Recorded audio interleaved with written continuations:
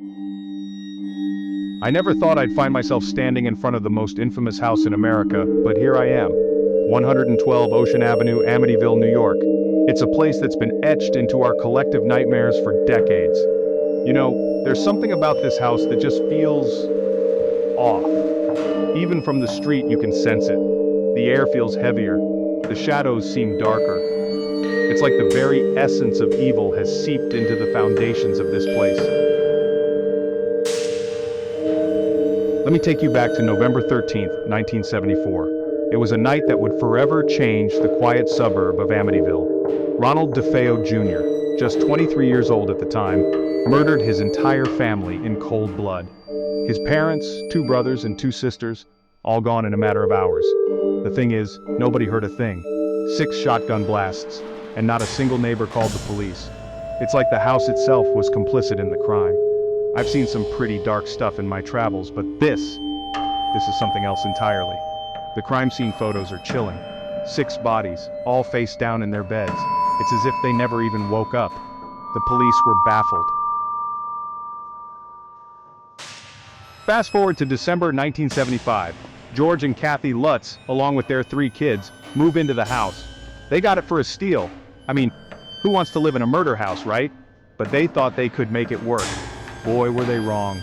The Lutzes lasted just 28 days before fleeing in terror.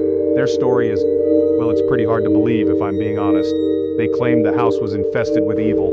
Walls oozing slime, swarms of flies in the middle of winter, ghostly voices telling them to get out. You wouldn't believe some of the stuff they reported. George waking up at 3:15 a.m. every night, the exact time the DeFeo murders occurred.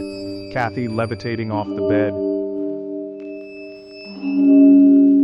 Now you'd think a story like this would be easy to debunk, right? But it's not that simple. I've talked to paranormal investigators who've spent time in the house, and let me tell you, they're convinced something's not right there. But for every believer, there's a skeptic. I spoke with a local historian who's pretty sure the whole thing is a hoax.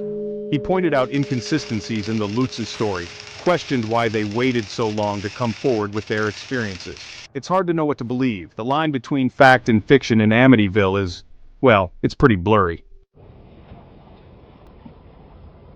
Whether you believe in the haunting or not, there's no denying the impact the Amityville horror has had on our culture. It's spawned books, movies, TV shows, hell, even this documentary. The house has become a symbol of American horror. It's like our very own haunted castle right here in suburban New York. I've got to say, standing here now, looking up at those eye-like windows, it's unsettling. There's a weight to this place, a heaviness that's hard to shake. Maybe it's just the power of suggestion, maybe it's something more. But one thing's for sure. The Amityville horror isn't going away anytime soon. It's become part of our cultural DNA, a story we can't stop telling no matter how much it scares us. And maybe that's the real horror, not what happened in the house, but how it's haunted our collective imagination for all these years.